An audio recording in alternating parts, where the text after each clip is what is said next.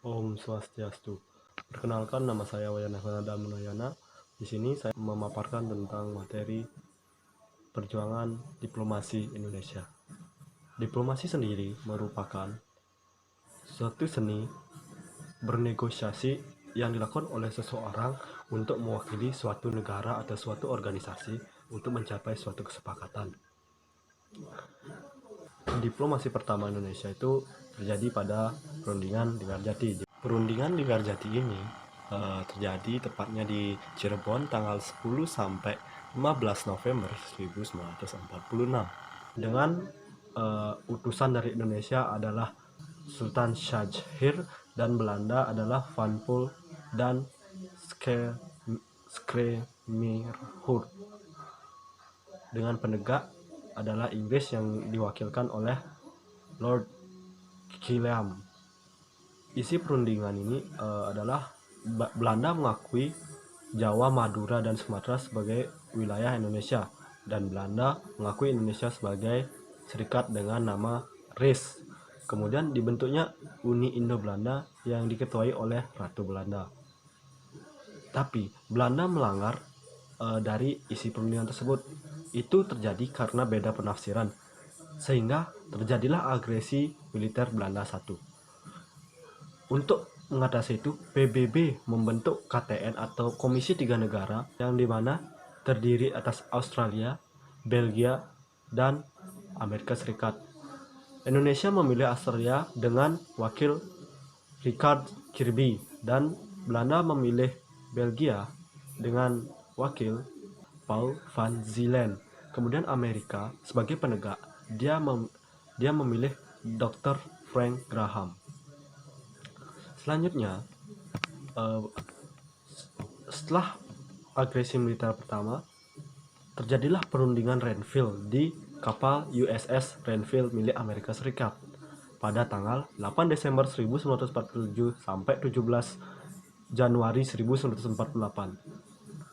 Pihak Indonesia sendiri diwakilkan oleh Amir Syarifuddin, kemudian Belanda diwakili oleh R. Abdul Kabir Wijoyoatmojo, dan KTN.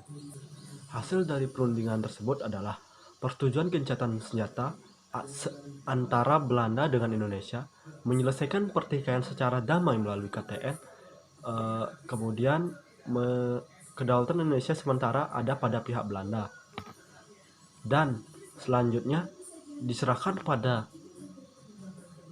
Indonesia Serikat setelah di mana di antara wilayah RI dan penduduk Belanda dibuat garis batas daerah atau demarkasi yang disebut garis Van Move. TNI ditarik dari kantung-kantung gerilya di kewilayahan RI. Tetapi setelah perjanjian Renville tersebut, Belanda melanggar lagi.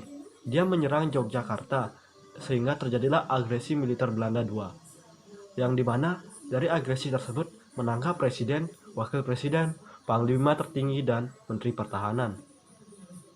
Tapi sebelum presiden tertangkap atau Soekarno pada kala itu tertangkap, Soekarno berpesan melalui radiogram kepada Menteri Kemakmuran, yaitu Syafruddin Prawinegara, untuk membentuk pemerintahan darurat Republik Indonesia pada 19 Desember 1948. Kemudian karena dianggap gagal oleh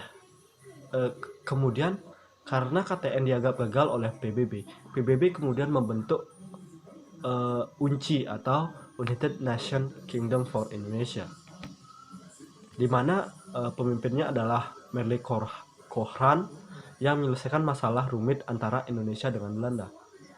Kemudian setelah dibentuknya UNCI, terjadilah perundingan Royem-Royem yang dilaksanakan setelah serangan umum 1 Maret 1949 di Yogyakarta. Tujuannya adalah mencapai konferensi meja bundar. Dari pihak Indonesia sendiri diwakilkan oleh Muhammad Roem, dan pihak Belanda diwakilkan oleh Van Rooyen. Dengan hasilnya yaitu pengembalian pemerintahan Republik Indonesia ke Yogyakarta yang dilaksanakan tanggal 24 Januari 1949. Kemudian perintah penghentian perang gerilya. Kemudian konferensi meja bundar akan dilaksanakan di Den Haag. Kemudian sebelum sebelum adanya konferensi meja bundar,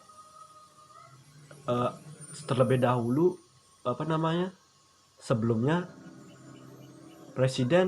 wakil presiden yang sebelumnya sudah tertangkap setelah dibebaskan oleh Belanda lewat perundingan Roem-Royem. Setelah itu terjadilah konferensi inter-Indonesia yang dimana terjadi pada tanggal 19 sampai 22 Juli 1945. Untuk yang keduanya itu berlangsung pada 30 Juni 1949. Kemudian terjadilah konferensi inter-Indonesia atau KII yang terjadi 2 kali. Yang pertama itu 19 hingga 22 Juli 1949. Kemudian yang kedua berlangsung pada tanggal 30 Juni 1949 dengan tujuan kita tuh membentuk persiapan untuk KMB di Den Haag. Kemudian konferensi meja bundar atau KMB. Konferensi meja bundar atau KMB yang terjadi pada 23 Agustus 1949 di Den Haag, Belanda. Indonesia mengirim delegasi yaitu Muhammad Hatta, Muhammad Roem, Mr. Supomo, dan Dr. Jenderal Leimena. Kemudian BFO delegasi adalah Sultan Hamid II dari Pontianak. Kemudian Belanda, Mr. Van Maarseven. Kemudian UNCI sebagai mediator mengirim Chrisley. Kemudian hasil dari ini KMB tersebut adalah pengakuan Indonesia merdeka dalam bentuk RIS. Kemudian status keresidenan Irian Barat diserahkan ke Indonesia paling lambat 1 tahun setelah pengakuan kedaulatan. Kemudian RIS mengembalikan hak-hak milik Belanda dan memberikan hak konsesi serta izin baru untuk perusahaan-perusahaan Belanda. Kemudian RIS membayar hutang Belanda sejak tahun 1942 yang jumlahnya kurang lebih 4,3 miliar gulden. Ada beberapa materi sejarah yang dapat saya sampaikan. Kurang lebih atau salah kata saya memohon maaf.